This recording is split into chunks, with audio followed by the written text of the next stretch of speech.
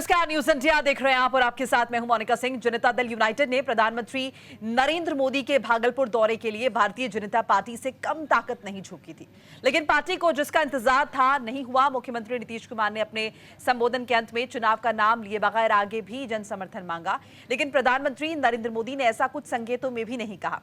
प्रधानमंत्री नरेंद्र मोदी ने भागलपुर के मंच से संबोधन की शुरुआत में जब मंचासीन नेताओं का नाम लेना शुरू किया तो नीतीश कुमार को लेकर हमारे लाडले मुख्यमंत्री कहा, लेकिन जेडीयू की उम्मीद इस बार भी अधूरी रह गई। एक बड़े मंच से प्रधानमंत्री मोदी बिहार विधानसभा चुनाव के लिए नीतीश कुमार को चेहरा बता सकते थे, लेकिन नहीं बताया। प्रधानमंत्री नरेंद्र मोदी ने मुख्यमंत्री नीतीश कुमार के काम की सराहना कई दफा की। उनके मुख्यमंत्री बनने के पहले क्या होता था ये भी बताया। सुशासन के पहले कुशासन और जंगलराज तक की बात कही। जनता दल यूनाइटेड के पूर्व राष्ट्रीय अध्यक्ष राजीव रंजन सिंह उर्फ लल्लन सिंह के केंद्रीय मंत्री के रूप में कामकाज की सराहना भी की, लेकिन जिस बात का जेडीयू को बेसब्री से इंतजार था वही नहीं हुआ।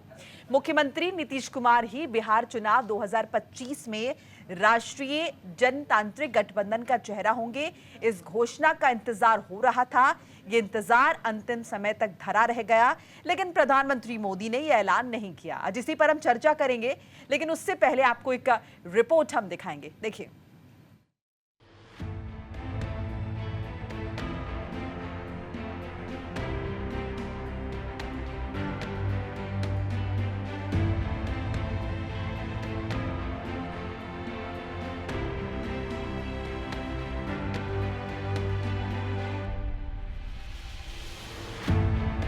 प्रधानमंत्री नरेंद्र मोदी आज भागलपुर पहुंचे।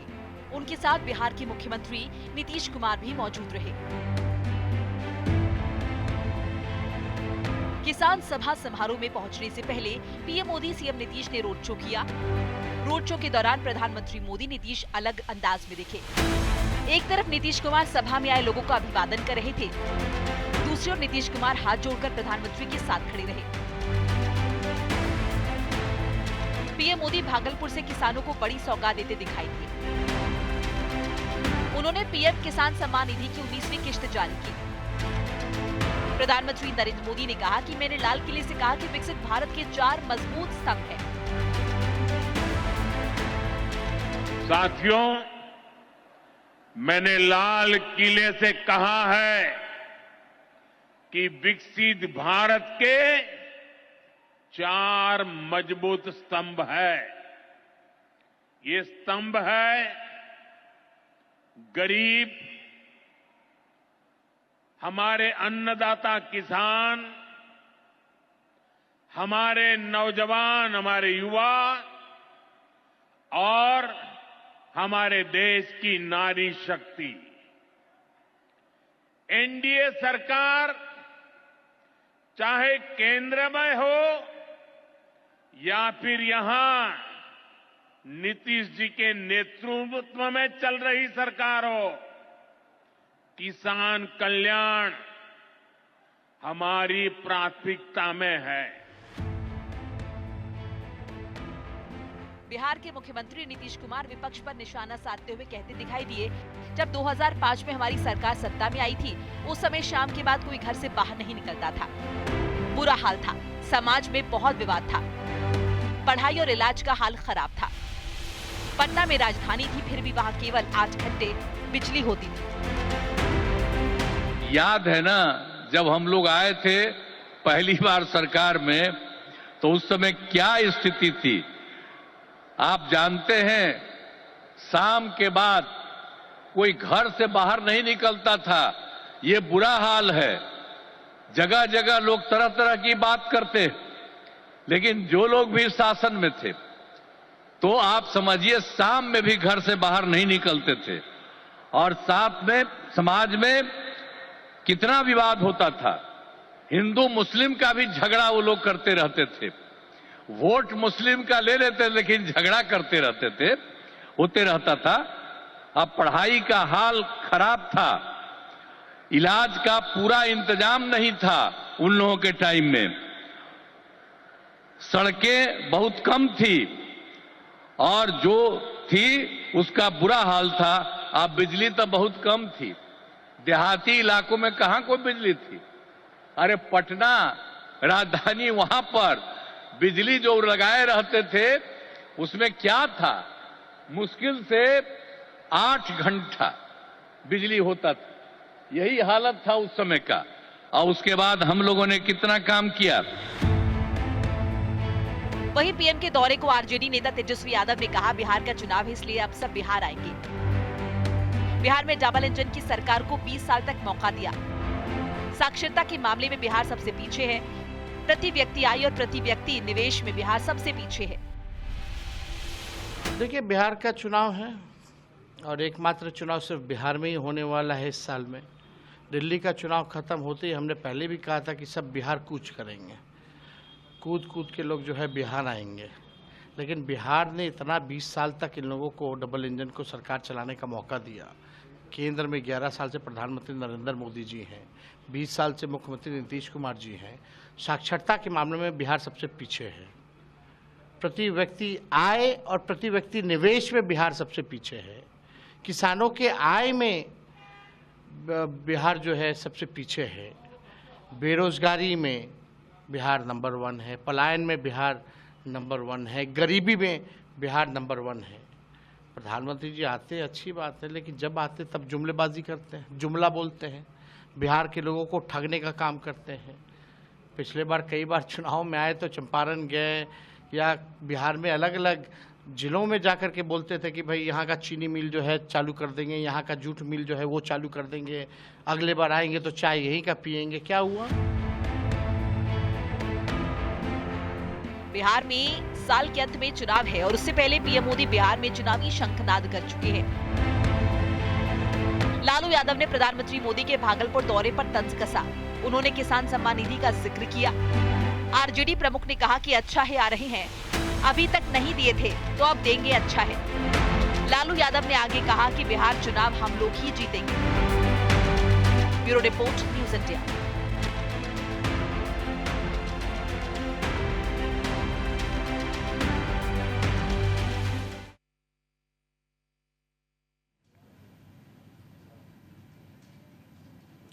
तो बिहार चुनाव की तैयारियों का शंखनाद हो चुका है, ये कह सकते हैं। तमाम मेहमान हमारे साथ जुड़ चुके हैं। तारुफ करा देती डॉक्टर नहोरा यादव हमारे साथ है, जेडीयू प्रवक्ता है, बहुत बहुत स्वागत है आपका। डॉक्टर अवधेश उपाध्याय हैं, बीजेपी प्रवक्ता है, बहुत बहुत स्वागत आपका भी। निपुण आलम बायन जी है, राजनीतिक विश्लेषक है, आपका भी बहुत बहुत स्वागत। मोहम्मद आसिफ साहब है, कांग्रेस प्रवक्ता है, आपका भी बहुत बहुत स्वागत। तो चलिए शुरुआत कर लेते हैं नहोरा यादव जी से। नहोरा यादव जी, प्रधानमंत्री नरेंद्र मोदी आज पहुंचे बिहार, हमने देखा भागलपुर पहुंचे और मंच भी देखा जहां पर तमाम जेडीयू के नेता भी मौजूद थे। शक्ति प्रदर्शन के तौर पर इसे देखा गया, लेकिन कहीं ना कहीं ये कहा जा रहा है कि जिस बात की उम्मीद की जा रही थी कि एनडीए का चेहरा बिहार में होंगे नीतीश कुमार, ये खुद प्रधानमंत्री नरेंद्र मोदी द्वारा कहा जाएगा, ऐसा हुआ नहीं। नाम ठीक से बोलिए मोनिका जी। जी नहीं तो पूछ लीजिए नाम को। जी डॉक्टर निहोरा प्रसाद यादव नाम है मेरा। जी, माफी चाहूंगी उसके लिए। नहीं है जी यादव जी बताइए, आप सवाल करिए। यादव जी, प्रश्न मेरा यह है कि प्रधानमंत्री नरेंद्र मोदी आज पहुंचे हैं बिहार भागलपुर, हमने देखा और मंच भी देखा, लेकिन इस बीच यह भी कहा जा रहा है कि उम्मीद जेडीयू द्वारा की जा रही थी कि एनडीए का चेहरा बिहार चुनाव के लिए नीतीश कुमार को प्रधानमंत्री नरेंद्र मोदी बताएंगे, लेकिन उन्होंने नहीं बताया। क्या अंदर खाने सब कुछ ठीक है? सिंह साहब, ये आपको आशा होगा और ये तो तय ही है, तो घोषणा क्या करेंगे? आज तक कहीं आपने देखा है क्या कि सार्वजनिक मंचों से कोई पार्टी के नीति या कोई पार्टी की घोषणा हो जाए? जो गठबंधन की सरकार है, गठबंधन, तब तो कहिए कि सीटों को शेयर कर की घोषणा प्रधानमंत्री जी ने नहीं किया, तब तो यह कहिए कि कौन कहां से लड़ेगा, इसकी घोषणा प्रधानमंत्री जी ने नहीं किया। यानी एनडीए के तमाम लोग कौन कहां से चुनाव लड़ेगा, आपको लग रहा है ये बात इस बात के मुकाबले की है? दोनों बातों में कंपैरिजन है कोई? आप सुनिए जी, एनडीए के तमाम लोगों ने हाँ, मान लिया है कि नीतीश कुमार जी के नेतृत्व में चुनाव लड़ा जाएगा और अच्छा। नीतीश कुमार ही मुख्यमंत्री होंगे। तो ये कहां से आप लोग सवाल उठाते हैं? ये बात हमारे समझ से परे की चीज है। ठीक है, इसलिए ठीक है। अवधेश उपाध्याय जी, नीतीश कुमार ही प्रधानमंत्री पद के उम्मीदवार होंगे, माफ कीजिएगा मुख्यमंत्री पद के उम्मीदवार होंगे बिहार चुनाव में। अवधेश उपाध्याय जी, बिहार चुनाव अब नजदीक आने वाला है, गर्मियां बिहार में पड़ने लगी हैं, लेकिन मैं आपको एक बात स्पष्ट कर दूं आपके दर्शकों को, जिस तरह से आपने देखा दिल्ली के चुनाव के नतीजे आए, पीछे महाराष्ट्र के आए, हरियाणा के आए, ठीक है, जनता अब पूरी तरह से अपने देश के प्रधानमंत्री की जो गारंटी है उस पर विश्वास कर रही है पूरी तरह से। अब जनता ये समझ चुकी है, जो जातिवाद की राजनीति करते थे देश में, जो भ्रष्टाचार की राजनीति करते थे, जो परिवारवाद की राजनीति करते थे, जो तुष्टीकरण की राजनीति करते थे, अब उन सभी दलों को जनता ने, दिल्ली की जनता ने, बिहार की जनता ने, पूरे देश की जनता ने तत्कार कर आने वाले बिहार चुनाव में निश्चित तौर पर एनडीए की सरकार बनेगी, ये मैं कह सकता हूँ। और पूरी तरह से बिहार की जनता अपने देश के प्रधानमंत्री और जो राज्य के मुख्यमंत्री नीतीश जी, उनके सुशासन पर पूरी तरह से विश्वास करती है। देखिए एक समय वो भी था, पत्रकार महोदय, आपने तो देखा होगा में से कि एक समय ये था कि बिहार को जंगल राज के नाम से जाना जाता, और ये किसी दल ने दिया था नाम, ये माननीय कोर्ट ने उन्हें वो दी थी, उन्हें नाम दिया था बिहार के जंगल राज, किसी दल ने नहीं दिया था। और एक आज का समय आप देखिए, आज तक का, जब से नीतीश बाबू जी का शासन चला है, जिसमें 14 साल एनडीए की सरकार रही है वहां पर, उन दिनों में आप देख लीजिए जंगल राज में और शासन में फर्क आपको, यानी एक बार फिर नीतीश जी के नेतृत्व में ही चुनाव लड़ा जाएगा और वही मुख्यमंत्री होंगे अगर एनडीए जीत जाती है। सरकार जी, वही मुख्यमंत्री होकर एनडीए जीत जाती है तो जी देखिए मुख्यमंत्री बिल्कुल होंगे, क्यों नहीं होंगे, सुशासन चल रहा है, सुशासन में एनडीए की सरकार बन रही है, जनता को विश्वास है अपने जो राज्य के मुख्यमंत्री नीतीश पर पूरी तरह से, और सुशासन चल रहा है। जो विकास करता हूं आपको, जो बिहार की अर्थव्यवस्था है वहां पर डबल डिजिट की वृद्धि हो रही है, इसकी सरकार एनडीए की सरकार हो रही है। पहले सरकारें थी, आरजेडी की सरकार रही है, कांग्रेस समर्थित सरकार रही है, उसमें क्या था, उसमें घोटाले होते थे, चारा घोटाला होता था, जंगल राज चलता था, चलती थी, माफियागिरी चलती थी।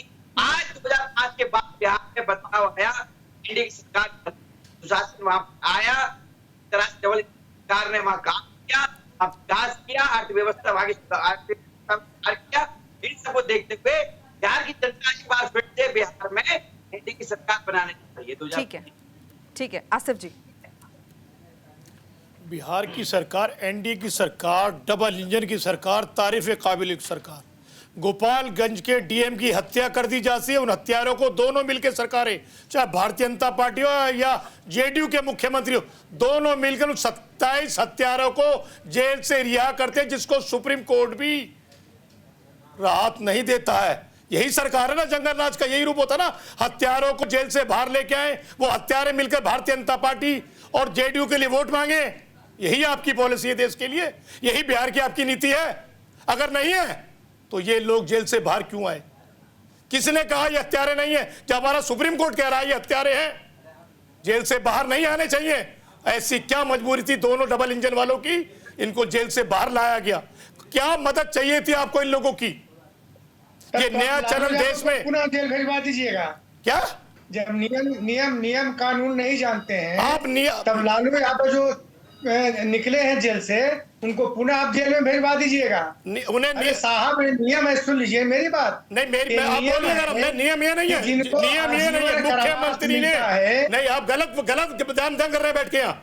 मुख्यमंत्री को ये पावर है, लेकिन क्या ये पावर बिहार राज्य के लिए है? एक डीएम जिला अधिकारी के हत्यारे को आप जेल से बाहर लेके आए? क्या प्रशासन अपना काम करना छोड़ दे इन गुंडों के डर से? ये है मुख्यमंत्री के दायरे में ये आता है कि इन लोगों को जेल से बाहर लेके आए। ये नया दौर आया है 14 के बाद से, चाहे बिहार का मामला हो, गुजरात का मामला हो, उत्तर प्रदेश का मामला हो, हत्यारों को जेल से बाहर लाया जाता है और कहा जाता है मुख्यमंत्री की पावर के अधीन है। तो ऐसा बिहार नहीं चाहिए बिहार वालों को, जहां पे हत्यारों को सुप्रीम कोर्ट मना कर दे, जेल के अंदर, जेल से बाहर निकल के राज्य का माहौल खराब करेंगे। मुख्यमंत्री अपनी पावर का फायदा उठाकर उन्हें जेल से बाहर लेके आए। ये बिहार की जनता बर्दाश्त नहीं करेगी। ठीक है, बिल्कुल आपको बाहर कर देगी सत्ता से। ठीक है आसिफ जी। जेल से बाहर लेके आए, वो हत्यारे मिलकर भारतीय जनता पार्टी और जेडीयू के लिए वोट मांगे। यही आपकी पॉलिसी है देश के लिए, यही बिहार की आपकी नीति है। अगर नहीं है तो ये लोग जेल से बाहर क्यों आए? किसने कहा ये हत्यारे नहीं है? जब हमारा सुप्रीम कोर्ट कह रहा है ये हत्यारे हैं, जेल से बाहर नहीं आने चाहिए। ऐसी क्या मजबूरी थी दोनों डबल इंजन वालों की, इनको जेल से बाहर लाया गया? क्या मदद चाहिए थी आपको इन लोगों की? ये तो नया आप चलन लालू देश यादव को में पुनः जेल भेजवा दीजिएगा। क्या जब नियम कानून नहीं जानते हैं आप तब लालू यादव जो निकले हैं जेल से, उनको पुनः आप जेल में भेजवा दीजिएगा। उन्हें अरे साहब, नियम है, सुन लीजिए मेरी बात। नहीं मेरी आप नियम बोलिएगा है नियम ये नहीं है, कि जिनको नियम ये नहीं है। आजीवन मुख्यमंत्री ने कारावास मिलता है। नहीं, आप गलत बयान कर रहे हैं बैठ के यहाँ। मुख्यमंत्री को ये पावर है, लेकिन क्या ये पावर बिहार राज्य के लिए है? एक डीएम जिला अधिकारी के हत्यारे को आप जेल से बाहर लेके आए? क्या प्रशासन अपना काम करना छोड़ दे इन गुंडों के डर से? ये है मुख्यमंत्री के दायरे में ये आता है कि इन लोगों को जेल से बाहर लेके आए। ये नया दौर आया है 14 के बाद से, चाहे बिहार का मामला हो, गुजरात का मामला हो, उत्तर प्रदेश का मामला हो, हत्यारों को जेल से बाहर लाया जाता है और कहा जाता है ठीक है, मुख्यमंत्री की पावर के अधीन है। तो ऐसा बिहार नहीं चाहिए बिहार वालों को, जहां पे हत्यारों को सुप्रीम कोर्ट मना कर दे, जेल के अंदर, जेल से बाहर निकल के राज्य का माहौल खराब करेंगे। मुख्यमंत्री अपनी पावर का फायदा उठाकर उन्हें जेल से बाहर लेके आए। ये बिहार की जनता बर्दाश्त नहीं करेगी। ठीक है, बिल्कुल आपको बाहर कर देगी सत्ता से। ठीक है आसिफ जी। निपुण जी, देखिए अभी हमने बिहार की अगर बात करें, भारतीय जनता पार्टी कितनी संजीदा है। हमने बिहार अपने बजट में भी देखा, हम बजट में झलक नजर आती है बिहार की, निर्मला सीतारमण के कपड़ों में नजर आती है झलक बिहार की। तो अलग अलग तरह से ये नजर आ रहा है कि बिहार को लेकर भारतीय जनता पार्टी बिहार इलेक्शंस को लेकर कितना ज्यादा सीरियसनेस है बीजेपी के अंदर। लेकिन आज जो मंच पर हुआ है और उसके बाद जिस तरह से ऐलान नहीं हुआ, आपको लगता है कि अंदर खाने कुछ ऐसा है, कहीं ना कहीं सीटों को लेकर पेच फंसेगा, या फिर बीजेपी ये समझ चुकी है कि जिस तरह का वर्चस्व पूरे देश में बीजेपी का दिखाई दे रहा है, बिहार में भी वो कहीं ना कहीं डोमिनेंट होगी जेडीयू पर? कुछ ऐसा आपको लगता है? देखिए, जैसे हम लोकसभा के चुनाव को देखते हैं मोनिका जी, तो बीजेपी का थोड़ा मनोबल डाउन हुआ था, लेकिन हम उसके बाद देखें कि चाहे आपका हरियाणा का चुनाव हो, दिल्ली का हो, महाराष्ट्र का हो, बीजेपी का मनोबल बढ़ा है। इस आधार पे ये अनुमान लगाना स्वाभाविक है, मीडिया के द्वारा भी, हमारे द्वारा भी एज ए पॉलिटिकल एनालिस्ट, कि कहीं ना कहीं बीजेपी जो है वो बार्गेनिंग करेगी और एक मजबूत स्थिति में आपको रखने का प्रयास करेगी। लेकिन एक बार थोड़ा सा हम लोग जाए बैकग्राउंड में, किसके बैकग्राउंड में जाएं? अगर हम जाते हैं बैकग्राउंड में किसके, आपका राजनीति के अंदर जाएं और हम बीजेपी के राजनीति को देखें, तो बीजेपी का जब 303 सीटें आई, उनसे पहले भी जब 2014 में पूरे मोहम्मद की सरकार बनी, 2019 में 303 सीटें आई, तब भी बीजेपी ने एनडीए गठबंधन को छोड़ा नहीं। वो अपने गठबंधन का जो धर्म है उसको लेकर चली। तो मैं इस बात को तो मान के चल रहा हूँ कि गठबंधन जो है वो टूटने वाला नहीं है। क्यों टूटने वाला नहीं है? तो रीजन ये है कि बीजेपी हमेशा अपने आप को पॉजिटिव और निगेटिव के लिए लेके चल रही है कि अगर मान लीजिए कल को, ठीक है। अवधेश जी, देखिए ये भी जानकारी सामने आ रही है कि जेडीयू ने जिन सीट्स के लिए कहीं ना कहीं अनुमान लगाया है, उनमें से कुछ सीट्स ऐसी हैं, तकरीबन 20 सीटें ऐसी हैं जिन पर या तो बीजेपी के विधायक पहले से मौजूद हैं, या फिर बीजेपी ने पिछले चुनाव लड़ा था और उसके बाद वहां पर असफलता थी। तो कहीं ना कहीं सीट्स पर भी पेच फंस सकता है, क्योंकि सीट्स जो है दोनों ही गठबंधन का हिस्सा है, दोनों पार्टियां, चाहे जेडीयू का जिक्र कर ले या बीजेपी की बात कर ले। लेकिन अगर कॉमन इंटरेस्ट आता है तो जाहिर है कहीं ना कहीं पेच फंसेगा। अवधेश जी, देखिए मोनिका जी, कहीं पेच नहीं फंसेगा। हमारा एनडीए का पूरा परिवार है, क्योंकि हमारे परिवार के सदस्य हैं, कहीं कोई पेच नहीं फंसेगा। पूरी तरह से जो भी बातें होती हैं, जो बैठकें होती है, सार्वजनिक रूप से होती हैं, तो सभी को साथ बैठाकर ये निर्णय लिया जाता है। ये नहीं है कि कांग्रेस पार्टी की तरह एक कमरे में बंद करके माँ बेटे जो निर्णय ले लेते हैं वही स्वीकार होता है, वही सर्वमान्य होता है। ऐसा भारतीय जनता पार्टी नहीं करती। भारतीय जनता पार्टी एक परिवार की तरह कार्य करती है। तो एनडीए के घटक दल है हमारे साथ जो है, वो भी हमारे परिवार के सदस्य हैं। हम किसी से भी बिना राय मशवरा किए कोई निर्णय नहीं लेते, पहली बात। दूसरी बात मैं बताऊं, अभी भाई कह रहे थे, हमारे आसिफ भाई बड़े बड़े बात बताते जंगल राज। देखिए महाराष्ट्र में इनकी सरकार बनी थी, कांग्रेस समर्थित सरकार, ठीक है। उद्धव ठाकरे जी इनके नेता थे वहां पर। आप सोचिए, वहां पर पाल घर में 7 बच्चों की हत्या कर दी जाती है, खुलेआम घूमते हैं, लेकिन कार्रवाई नहीं करते। एक पत्रकार को जेल में डाल दिया जाता है।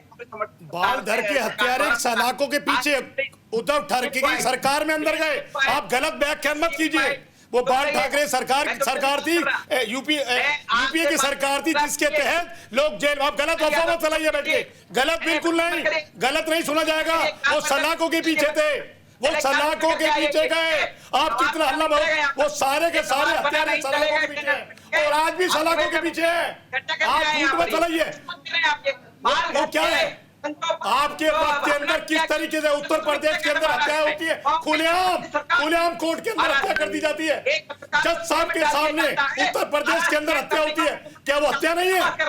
किस तरीके से बागपत जेल के अंदर जहां पर एक सुई नहीं जाती, योगी आदित्यनाथ कहते हैं सुरक्षित देश, सुरक्षित प्रदेश, उसी जेल के अंदर गोली मार दी जाती है।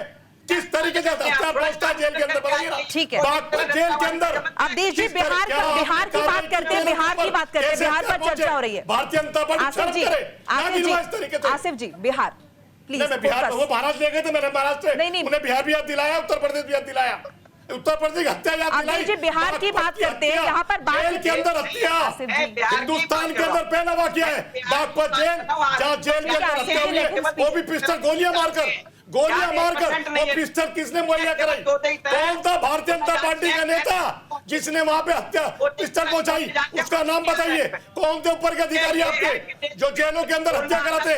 बताइए ना, कौन है वो आपके लिए? किनकी सरपरस्ती में भारतीय जनता पार्टी? आसिफ जी उन्हें बोल तो लेने दीजिए। झूठ नहीं बोलने दूंगा नहीं बिल्कुल भी यहाँ पे। अरे उन्हें बोलने तो दीजिए, तभी तो डिसाइड होगा वो बोल क्या रहे हैं। बोलिए, अब दीजिए आप। 1990 से 2005 तक राज था, ये मैं नहीं कह रहा कि हाईकोर्ट ने कहा बिहार की, देख लीजिए। मैं नहीं कह रहा हूँ ये ना किसी दल ने कहा है, ये माननीय न्यायालय ने कहा था कि बिहार में जंगल राज था, लेकिन 2005 के बाद जब नीतीश जी का सुशासन आया बिहार में, अब देखिए अभी भी बहुत क्राइम की खबरें आती है बिहार से, अब क्या बात कर रहे हैं? आती हैं, बिल्कुल आती हैं, मैं मानता हूँ, लेकिन आप जो 1990 से 2005 के बीच के आंकड़े उठा के देखिएगा, और अब आंकड़े उठा के देखिएगा, कितना असर दिखाई देगा आपको पता चल जाएगा साहब। भाई मैं तो कह नहीं रहा, तो आगे उठा के देख सकते हैं ना, सब चीज गूगल पे पड़ा हुआ है, क्या दिक्कत है उसमें? ये सच्चाई है कि बिहार की जनता वो जंगल राज नहीं भूली है। 1990 से 2005 तक का जो जंगल राज जो है बिहार में था, किस तरह से चारा घोटाला किया गया, किस तरह से उठाईगिरी की जाती थी, किस तरह से माफियागिरी होती थी, किस तरह से जमीनों पर कब्जा होता था, ये बिहार की जनता नहीं भूली है। और मैं बताऊं, अभी नया ताजा उदाहरण बता देता हूँ, कुछ दिन के लिए तेजस्वी सीएम बने थे, वाइस डिप्टी सीएम, ठीक है, नौकरी दी गई थी युवाओं को, जमीन ले ली थी उनकी, जमीन के बदले नौकरी दी गई थी तेजस्वी यादव के द्वारा, ये तो सब जग जाहिर है। ठीक है यादव जी, जिन सीट्स का मैं भी जिक्र कर रही हूँ, अवधेश जी ने तो ज़रा प्रकाश इस पर डाला नहीं, अगर आप डाल पाए तो क्या वो 20 सीटें फंस रही हैं जेडी और बीजेपी के बीच में कॉमन, जिनमें दोनों ही पार्टियों को इंटरेस्ट है? नहीं सिंह जी आप क्या खोजना चाह रही हैं, मुझको समझ में नहीं आ रहा है। सर मैं हिंदी में बात कर रही हूँ। गठबंधन, जरा मेरी बात सुन लीजिए ना, एनडीए का गठबंधन बीजेपी और जदयू का गठबंधन नया गठबंधन नहीं है, 1996 से चल रहा है, और 2005 में हम लोग सरकार पटना गठबंधन जेडीयू का आरजेडी के साथ भी था सर। सुन तो लीजिए ना, तो कहीं 2005 से आज तक न सीटों के बंटवारे को लेकर कोई विवाद हुआ, न किसी बिंदु पर विवाद हुआ। आज जो आप खोज रही हैं कि दोनों में विवाद होगा सीटों पर, 20 सीटों पर ये होगा, तो ये आप कयास ही लगा रहे हैं। कहीं कोई किसी बिंदु पर दोनों पार्टियों में या एनडीए में पांचों दलों में कहीं कोई विवाद नहीं होगा, और 2025 में हम लोग इतने मजबूती से जीत के आएंगे कि जो इनके आसिफ साहब के नेता है बिहार में, तेजस्वी यादव हैं, नेता प्रतिपक्ष के लिए तरसेंगे। आप नोट कर लीजिए, तेजस्वी यादव नेता प्रतिपक्ष के लिए तरसेंगे, और कांग्रेस का तो खैर पता रहेगा ही नहीं, इसलिए चिंता नहीं करिए। काम ना हम लोगों ने किया है बिहार में, ऐसे लिफाफाबाजी नहीं ने किया है। 1990 से 2005 तक हम लोगों ने काम किया है, या 2090 के पहले कांग्रेस की तरह लिफाफाबाजी हम लोग नहीं किया है बिहार में। नीतीश कुमार जी ने एनडीए के नेतृत्व में बिहार में हर क्षेत्र में काम किया है। यही कारण है कि जनता आज नीतीश कुमार जी में विश्वास करता है और आस्था है। हम पता नहीं आप नहीं देखा होगा, हम लोग देखा है बिहार को 1990 के 1905 के पहले के भी स्थिति। अच्छा यादव जी, ज्यादा पुरानी बात नहीं है, ज्यादा पुरानी बात नहीं है, जेडीयू आरजेडी के साथ भी गठबंधन में थी, तब विकास नहीं हुआ बिहार में? नहीं, वो गठबंधन में थी तो विकास तो नीतीश कुमार ने किए भाई। कहीं नीतीश कुमार रहे गठबंधन, नीतीश कुमार ने ही विकास किया कि कोई दूसरा कोई कर दिया? कि नीतीश कुमार जी ने इतना विकास किया है, तो जैसे ही लोग कहते हैं कि नीतीश कुमार जी नहीं आएंगे या एनडीए नहीं आएगा, तो कांपते हैं बिहार के लोग, डर जाते हैं कि कहीं तेजस्वी आ गया तो 90 से 2005 के स्थिति बन जाएगा, या कहीं सरकार बन गई तो 90 के पहले पीएम सीएम डीएम एक ही लोग हुआ करते थे, ऐसे नहीं कि फिर वही शुरू हो जाए। इसलिए दोनों का, कांग्रेस और राष्ट्रीय जनता दल जी, दोनों को बड़ी नजदीकी से बिहार के लोगों ने देखा है, और नीतीश कुमार एनडीए को भी देखा है नजदीकी से। सर एक ब्रेक लेना होगा, मैं लौट रही हूं यादव जी आपके पास। एक ब्रेक के लिए मुझे रुकना होगा, फौरन हाजिर हो रहे हैं, कहीं मत जाइएगा, बने रहिए हमारे साथ।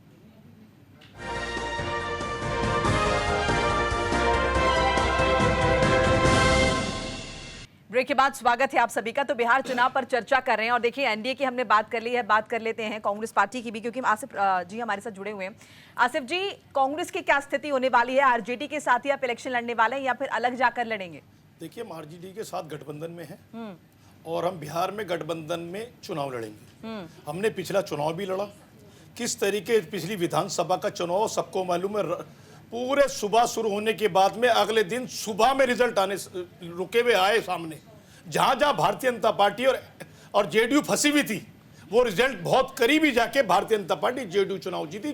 जेडीयू की गले की हड्डी बन गई नीतीश कुमार की। किस तरीके से आंकड़े आपके सामने निकल के आए, सब जगह चर्चा का विषय सिर्फ था बिहार।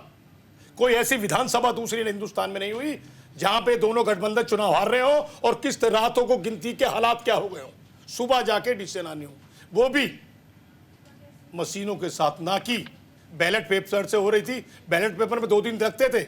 ये पहला चुनाव की गिनती थी जिसमें 24 घंटे क्रॉस हो गई। तो जो हालात जेडीयू के सबको मालूम है, किस तरीके से आखिर में आके कुछ ही सीटों से चुनाव जीते थे, और चुनाव जीतने के सबसे बड़े सहयोगी इनके कौन रहे बिहार के अंदर हमें मालूम है। थोड़े दिन में वो भी चुनाव के अंदर चले जाएंगे। और दिल्ली के अंदर किस तरीके से इस गठबंधन की मदद उन्होंने दिल्ली के 2 सीटों पर चुनाव लड़के की। चुनाव लड़ने का सबका है, कोई भी लड़े, लेकिन जो माहौल बनाने का वो काम करते हैं वो सबको मालूम है। दूसरा, बिहार की बोली अगर किसी ने लगाई थी वो नरेंद्र मोदी जी ने लगाई थी जब बिहार में चुनाव लड़े। 10 करोड़ दूं, बोलो 20 दूं, 50 दूं, 1 लाख दूं, क्या इज्जत का फलवड़ा बना रहे थे आप उनका? वो वोटर हैं, वोट देके सरकार बनाते, उनकी बोली ना लगाते। नरेंद्र मोदी जी किस तरीके से उन्होंने बोली लगाई सबको मालूम है। किस तरीके से बिहार के अंदर अभी जेडीयू के प्रवक्ता ने कहा, जेडीयू के जब आरजेडी और कांग्रेस साथ मिलकर सरकार थी तो काम नीतीश जी ने किया, उनका कोई रोल नहीं। वही यही कह रहे हैं, भारतीय जनता पार्टी कोई रोल नहीं है। मुख्यमंत्री सिर्फ नीतीश कुमार जो काम करते हैं, जो सहयोगी साथ में रहते हैं वो सिर्फ साथ में रहते हैं, काम तो वो करते ही नहीं है। अभी जेडीयू के प्रवक्ता ने ये बात कही, चाहे भाजपा हो या तेजस्वी यादव साथ रहे हो, इस सोच को बदलिए। जो मिलके साथ चलता है, जो गठबंधन होता है, वही सरकार के साथ काम करता है। बुराई को दूसरे पे ला दे नहीं। अभी भारतीय जनता पार्टी के प्रवक्ता कह रहे शिक्षकों की मंत्री हुई, उसी टाइम में जितने शिक्षक लगे वो लगे, उसके बाद बताइए ना क्या क्या बिहार के अंदर है। जो बिहार के अंदर आज शराब माफिया हावी है, कई 100 लोग शराब माफियों के से मारे गए, क्या किया आपने? कुछ नहीं किया। शराब किस तरीके से गली गली मोहल्ले में बिहार में बिक रही है, और आप कह रहे हैं शराब पे पाबंदी लगा दी गई। कहां लगा दी आपने पाबंदी? नहीं, कहां लगा दी पाबंदी आपने? बताइए ना। शराब मिल कैसे रही है? शराब माफिया कैसे हावी है आपके घर पे? ये गुंडे और शराब माफिया कर क्या रहे हैं बिहार के अंदर जब बिहार में पाबंदी है? क्योंकि उन्हें नीतीश बाबू का संरक्षण प्राप्त है। नीतीश बाबू का संरक्षण पता है माफियाओं को। इसी तरीके से माफिया जेल से बाहर आते हैं, इसी तरीके जेल से माफिया बाहर आते हैं। नहीं, परेशान मत हो। आपकी पोल खुल रही है शराब माफिया को लेके, आप परेशान हो रहे हैं। इतना परेशान मत हो। यादव जी, मालूम है बिहार वालों को कि शराब माफिया कई हिंदुस्तान में सबसे ज्यादा है तो बिहार के अंदर है, और नीतीश कुमार की सरपरस्ती के अंदर है। वो काला धन जो आ रहा है, उस काले धन पे कार्रवाई करने को सरकार राजी नहीं है। ये बड़े शर्म की बात है। और अभी एक उत्तर प्रदेश के मुख्यमंत्री ने जवाब दिया, कहा है सदन के अंदर कि गिद्धों को तो लाशें नजर आती हैं। मेरे भाई, नई दिल्ली रेलवे स्टेशन के जो हालात हुए, ठीक है, सबको मालूम है। किसी को गिद्ध ना कहें, मौतें जिनकी होती है उनको दुख होता है, जिसकी भी होती है। किसी की मौतों को गिद्ध से मत देखो, ठीक है आसिफ। मौतें होती हैं। और जिन्होंने कहा पानी को लेकर, वो एनजीटी ने कहा था, जो नरेंद्र मोदी की सरपरस्ती में चलता है, उसको भी उन्होंने जो अल्फाज इस्तेमाल किए हैं कि सुअर की तरह एनजीटी के बारे में कहा है योगी जी ने, तो ऐसे अल्फाज इस्तेमाल ना करें। उत्तर प्रदेश के मुख्यमंत्री मर्यादा को रखें, लेकिन वो मर्यादा जानते कहाँ है? कहीं पढ़े लिखे होते तो मर्यादा होती ना। ठीक है, कहीं पढ़ लिखे आते, बोलना जानते नहीं बोल सकते, बोलेंगे कंट्रोवर्सी, बोलेंगे ढंग का, तो भारतीय जनता पार्टी का नेता से उम्मीद ही छोड़ दीजिए। चलिए पहले यादव जी का रिएक्शन ले लेते हैं। मैं आ रही हूं अवधेश जी आपके पास, बोलिए यादव जी। अब तो लीक से आसिफ साहब हट गए। जिन चीजों पर हम लोग बहस कर रहे थे वो बहस छोड़कर दूसरे जगह चले गए। मैं आसिफ साहब से ये कहना चाहता हूं कि जब बिहार में शराबबंदी है तो तेजस्वी की पार्टी ने 61 करोड़ रुपया शराब कंपनियों, कलकत्ता के शराब कंपनियों से क्यों लिया? क्या इसके पीछे साजिश था? छुपी हुई बात नहीं है। इलेक्ट्रो बॉन्ड लिया, इसीलिए लिया था ना कि हम शराब खुलवा देंगे और बेचवाएंगे। अरे साहब, क्या क्या काम करते हैं आप लोग। आप कहते हैं नरेंद्र मोदी जी ने बिहार को बेइज्जत किया। 2008 का कुशहा बाढ़ याद करिए, जब प्राइम मिनिस्टर आए थे, सोनिया गांधी आई थी निरीक्षण करने, हम लोगों ने मांग किया था कि आपदा घोषित करिए। आपदा घोषित किया, लेकिन जो प्रोविजन आपदा का था उसको लागू बिहार में नहीं किया। 1100 करोड़ रुपया दिया गया मदद, लेकिन बाढ़ के बाद वह 1100 करोड़ रुपया मांगा गया केंद्र से कि आप ये पैसा लौटा दीजिए। यही बिहार का इज्जत देते हैं क्या? बिहार की इज्जत ये मिली आपको, विशेष राज्य का दर्जा। आसिफ जी मैं लौट रही हूँ आपके पास, मैं लौट रही हूँ। जी का अलग सूट दिया, लेकिन आपको नहीं मिला आपको। सर निपुण जी शामिल है, आसिफ जी नहीं मिला। नीतीश कुमार जी लंबे नारे दिया करते थे। आसिफ जी आप काउंटर कर लीजिएगा, रुक जाइए। कहाँ चला गया? चिंता नहीं, चिंता आप कीजिए। आपके बिहार की जनता, आप 11 साल से शासन के अंदर है, के अंदर नरेंद्र मोदी प्रधानमंत्री है। विशेष राज्य का दर्जा कहाँ है? आसिफ जी ठीक है, नहीं दे पाएंगे। ठीक है। अब दीजिए जरा यादव जी की बात का जवाब दीजिए। यादव जी ने इस तरह से भी जिक्र किया कि देखिए बिहार में काम तो एक्चुअली नीतीश कुमार ही कर रहे हैं, चाहे गठबंधन आरजेडी के साथ रहो या फिर अब अगर गठबंधन बीजेपी के साथ भी है, तो बीजेपी की स्थिति कहाँ पर है? आपको लग रहा है जब सीट बंटवारा होगा तो आप बार्गेन करने की सिचुएशन में भी है? मोनिका जी एक बात मैं आपको स्पष्ट कर दूं, जब बिहार के मुख्यमंत्री कौन है? नीतीश कुमार जी हैं। उन्हीं के नेतृत्व में सुशासन की सरकार चल रही है, एनडीए की। तो भाई जो काम हो रहा है तो उन्हीं के नेतृत्व में किया जा रहा है ना। केंद्र की जो योजनाएं जा रही हैं उनको जमीन पर उतारने का काम नीतीश कुमार जी कर रहे हैं ना। तो नीतीश कुमार जी को श्रेय जाना चाहिए, क्यों नहीं जाना चाहिए भाई? ये तो है नहीं कि राहुल गांधी अपने ऊपर श्रेय लेते सारा, सोनिया गांधी अपने ऊपर श्रेय लेती है कि हमने किया है। आपने देखा दिल्ली में एक मुख्यमंत्री थे, अच्छा काम हुआ तो मैंने किया, बुरा काम हुआ तो केंद्र सरकार के जिम्मे में डाल दिया। ऐसा नहीं होता है। बिहार के नेतृत्व में बिहार जो है प्रगति के पथ पर चल रहा है, इसी तरह चल रहा है। बिहार की जनता विश्वास करती है नीतीश जी पर और अपने देश के प्रधानमंत्री पर। ठीक है। दूसरी बात अभी आसिफ जी कह रहे थे, एक मिनट मोनिका जी मैं बता दूं आपको जंगल राज किसे कहते हैं। देखिए फर्क समझिए आप। आज के समय में अपराधियों पर शिकंजा कसा जाता है, जेल में डाला जाता है, उन पर कार्रवाई की जाती है। लेकिन 1990 से 2005 का दौर देखिए बिहार में, जब एक कुख्यात अपराधी था, नाम में लेना नहीं चाह रहा इतने गंदे अपराधी का चित्र पर, वो जो है जेल में जब उसका पत्रकार इंटरव्यू लेने जाते थे तो वो अपराधी जेल के जेलर की कुर्सी पर बैठकर इंटरव्यू देता था। उसे कहते हैं जंगल राज। ठीक है। आज ऐसे ही अपराधियों पर शिकंजा कसा जा रहा है, उन पर कार्रवाई की जा रही है, जेल में डाला जा रहा है। दूसरी बात इन्होंने कही, आसिफ जी ने गिद्ध की तरह योगी जी ने कहा, बिल्कुल सही कहा। आसिफ जी आ रही है, निपुण जी का रिएक्शन मिलेगा। छोटा सा गिद्ध की तरह लाशों पर मर्दाने काम करते हैं। मैं ये पूछना चाह रहा हूँ, आज महाकुंभ जो है हिंदू आस्था का सवाल है, उसमें सवाल खड़ा करने वाले जो राजनीतिक दल है, जब हज में यात्री मारे जब मरते हैं वहां पर उनकी मतलब किसी कारण बस उनके जो दिल्ली में घटना हुई है उसमें कोई बात करता है कोई राजनीतिक दल? ठीक है सर, ठीक है। कोई राजनीति दल सवाल नहीं उठाता। सवाल उठाने का मैं सिर्फ भारतीय जनता पार्टी का, किसी ने कुंभ पे कोई सवाल नहीं उठाए। सवाल उठाए सिर्फ भारतीय जनता पार्टी ने, उनके सहयोगियों ने। ठीक है सर, ये मत आप सारे मालूम है किस तरीके से पिछले कुंभ को लेकर भारतीय जनता पार्टी के नेताओं ने सवाल उठाए। सारी चर्चा भूला नहीं है, कोई भूला नहीं है, कोई भूला नहीं। जब आपका जवाब देने का नंबर आएगा तो आप जवाब देने की आड़ लेकर जी मौजूदा वक्त में बिहार इलेक्शन में आप दोनों गठबंधन की स्थिति कहां पे देख रहे हैं? ठीक है सर, प्लीज मैं लौट रही हूँ आप लोगों के पास भी। निपुण जी, कहाँ आप देख रहे हैं दोनों गठबंधन की स्थिति और कौन से मसले हैं जो इस बार आपको लग रहा है ज्यादा हावी होते हुए नजर आएंगे? देखिए, कांग्रेस के हमारे आसिफ भाई जो हैं बड़ा लड़ रहे हैं, बड़ी बातें कर रहे हैं।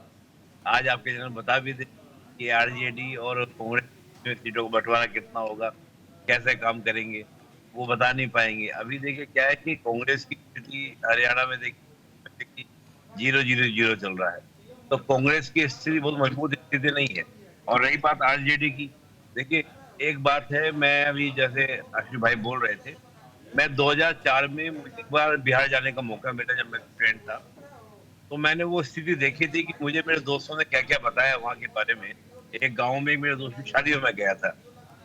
अब मैं जाता हूँ बिहार, तो मुझे वो जो उस प्रकार का फियर उस समय वहां पर रहता था बिहार में, आज वो फियर नहीं है।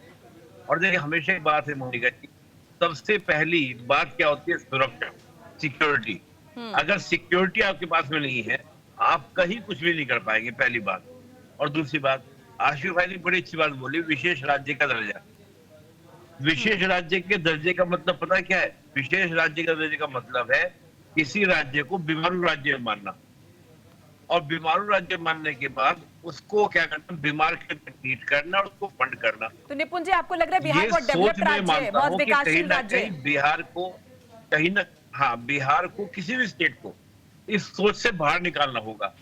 और ये मैं मानता हूँ कि जो वर्तमान सरकार है, चाहे सेंट्रल गवर्नमेंट है या आपका स्टेट गवर्नमेंट, वे इस बात को लेकर कहीं ना कहीं एग्री है, हमको विकास करना है, लेकिन ये मानसिकता जो बीमारों की होती है उससे बाहर निकालना है। देखिए बिहार के लोगों की तरक्की किस प्रकार से, आज आप देखिए आईएएस पीसीएस की हम बात करते हैं, आईएएस के एग्जाम में सबसे ज्यादा बिहार का युवा बैठता है। बिहार का अगर आप उठाएंगे इस समय प्रोडक्शन अगर बढ़ाएंगे, चाहे बहुत सारे एरियाज में, आपको पहले के मुकाबले काफी बढ़ावा मिलेगा। मैं भी विजिट करने के लिए गया तो बहुत सारी सड़कें जो है, जिस प्रकार से हम दिल्ली के आसपास पूरे हाईवे वगैरह डेवलप होते देख रहे हैं, ये मैंने बिहार में राजगीर गया, कई जगह में गया, मैं बाय रोड गया, मुझे शानदार रोड वहां पर दिखाई दी कि बिल्कुल हाईवे पे तैयार हो रहे हैं। तो क्या ये विकास की तस्वीर नहीं है? विकास की तस्वीर, किसको विकास की तस्वीर कहेंगे? कि भाई किसी राज्य को इतना पीछे आपने रखा था, उसको उठा के आप लेकर आए आगे, तो पर्याप्त है, आगे और भी काम होगा। तो मैं मानता हूँ कि देखिए ये मुद्दे रहेंगे, कहीं ना कहीं एक अस्मिता का मुद्दा था, हमारी पहचान का मुद्दा था, जो नालंदा विश्वविद्यालय, मैं उस नालंदा में भी गया था विजिट करने के लिए, वहां पर वो आक्रमणकर्ता की आज भी झलके थी कि दीवारों के ऊपर कालक थी कि कभी कितने 6 महीने तक गुजरा था। कहीं ना कहीं बिहार के लोग उसको फील करते थे, लेकिन आज इस पर काम हुआ है नालंदा को लेकर, लेकिन शिक्षा क्षेत्र को लेकर तो मैं कहूंगा ऐसी बात नहीं है। मुद्दे हैं, कमियां हैं, लेकिन दिक्कतें हैं, पर बिहार जैसे स्टेट को वहां से निकालना, और सबसे बड़ी बात सुशासन को लेकर, शराब की बात होती है, मैं देखता हूँ शराब को लेकर भी कि शराब का जो हल्ला होता है, पहले मुझे अच्छे से याद है कि बिहार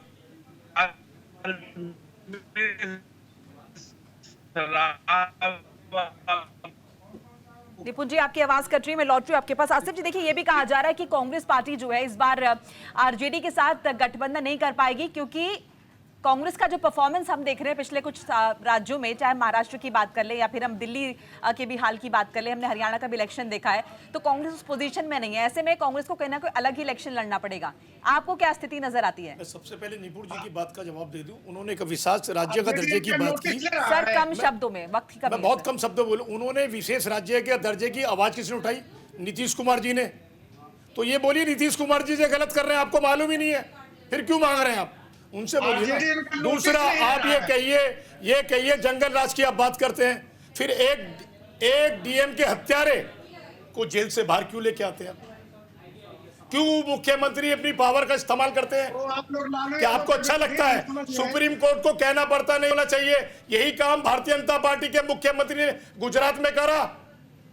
वहां लोग सरकार के खिलाफ गए, उनको सुप्रीम कोर्ट ने दोबारा फिर सलाखों के पीछे डाला और कहा ये जेल से बाहर नहीं आने चाहिए। उन्होंने मेडिकल बैकग्राउंड पे बेल मांगी, कोर्ट ने मना कर दिया। ठीक है, ऐसा क्या देश का बदलाव हुआ कि इस देश के अंदर भारतीय जनता पार्टी जहां सरकार में शामिल है, हत्यारों को, बलात्कारियों को सुप्रीम कोर्ट के फैसले के बावजूद जेल से बाहर लाती है। ऐसी कौन सी वोट ढूंढती है, हमें बताइए ना। बिहार में कांग्रेस की स्थिति, बिहार में कांग्रेस की स्थिति अब इस पर बताइए। मैं बिहार के अंदर हम कांग्रेस की स्थिति बेहतर है, हम जेडीयू आरजेडी के साथ मिलकर चुनाव लड़ रहे हैं और आपको मालूम हो जाएगा थोड़े दिन बाद में क्या सीटों का बंटवारा के साथ। हम ये नहीं है भारतीय जनता पार्टी की तरह और जेडीयू की तरह। चिराग पासवान अब क्या करेंगे जरा बताइए। किस तरीके से पिछले चुनाव के अंदर कोस कोस कर गालियां दी थी नीतीश कुमार मुख्यमंत्री जी को और मोदी जी को हनुमान कहा था। एक कंधे पर नीतीश कुमार पे गोलियां चलाई जा रही थी, एक दूसरा का शाबाश बेटा शाबाश, ऐसे ही बोल, ऐसे ही बोल। ये क्या बिहार में देखने को मिलेगा? चाहे चिराग पासवान जी की यही पॉलिसी होगी आज? जो 5 लोग गठबंधन है यही होगा? या मांझी जी ने जो अल्फाज इस्तेमाल आपके लिए किए हैं नीतीश कुमार जी के लिए, वो सब बेहतर रहेगा? मजबूरियों में तो कुछ भी हो सकता है, लेकिन हिम्मत चाहिए अपने अल्फाजों पे कायम रहना। वो कायम कभी भी भारतीय जनता पार्टी जेडीयू नहीं रह सकती। ये बिहार की स्थिति ऐसी। आपकी बिहार के अंदर जब चुनाव होगा ना जेडीयू सत्ता में होगी ना बीजेपी सत्ता से, दोनों बाहर होंगे। क्योंकि पिछली बार हल्की सी कसर रही थी। बिहार की जनता इस असर को दूर कर नीतीश कुमार तेजस्वी यादव के नेतृत्व में सरकार बनेगी। और जो हालात बस से बदतर बिहार के ऐसा कोई भी शख्स जेल से बाहर नहीं आएगा जिसको सुप्रीम कोर्ट सजा देगा। ठीक है, और मना कर दे, ऐसा कोई भी हो नहीं आएगा। चाहे भारतीय जनता पार्टी घुटने टेक दे अपने, ये सरकारें ऐसी हैंगी कि जिसको बाहर नहीं आने देंगी। ठीक है सर। यादव जी आपको लग रहा है इस बार इलेक्शन में कहीं ना कहीं छात्रों का मसला जो है कहीं ना गले की फांस बन सकता है? बीपीएससी छात्रों की बात कर ले, नकल की बात कर ले, ये एक इशू हो सकता है जो कि सरकार के लिए मुश्किलें पैदा कर सकता है? यादव जी ऐसा है कि छात्रों का मसला नहीं है बिहार में। ये पॉलिटिकल पार्टी जो जिनको लग रहा है कि हम कहीं के नहीं हैं बिहार में एनडीए के सामने, वो सारे राजनीति कर रहे हैं। जो छात्र परीक्षा दिया था, जिसका रिजल्ट निकला, वो तो पुनः अपनी परीक्षा की तैयारी कर रहा है। एक भी छात्र परीक्षार्थी इनके आंदोलन में नहीं है। नकली छात्रों को ला करके ये कह रहे हैं कि परीक्षार्थी है।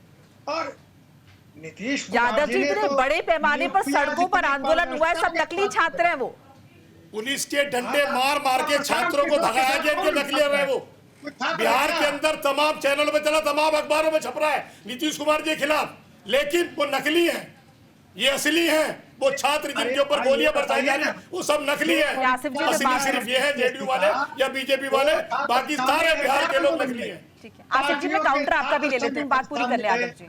पॉलिटिकल पार्टी शामिल है आंदोलन में। जो पढ़ने वाला है, परीक्षा देने वाला है, वो अपना तैयारी कर रहा है, यह बिहार में हो रहा है और लगातार नियुक्तियां हो रही है। कौन छात्र नहीं चाहेगा कि हमारी नियुक्तियां हो जाए जो पढ़ने लिखने वाला है? अब जिनको पढ़ने से कोई मतलब नहीं है, गार्जियन। यादव जी जब डंडे पड़े ना उन छात्रों को तो उन्होंने यही बोला है कि हम इलेक्शन में देख लेंगे। अच्छा, डंडा किसको सरकार में नहीं पड़ी है? आरजेडी के सरकार में डंडे नहीं पड़ी है क्या?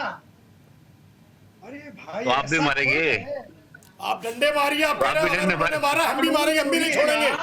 तो आपने कबूल कर लिया छात्रों के साथ जो हुआ वो सही हुआ, आप ये कह रहे हैं। लाठी सरकार ने सही मारी, आपका फेलियर साबित हुआ जिस तरीके से छात्रों के साथ हुआ। ये जेडीयू का पूरा फेलियर है। अभी हमारे यादव जी ने कबूल कर लिया कि पिछलों ने मारा, हम भी मारेंगे और हम मारते रहेंगे, चाहे गोली मारनी पड़े उसको बरसा देंगे, नहीं छोड़ेंगे छात्रों को। बात तो रख ले अपनी, आप काउंटर कर लीजिएगा। बोलिए यादव जी। है ना?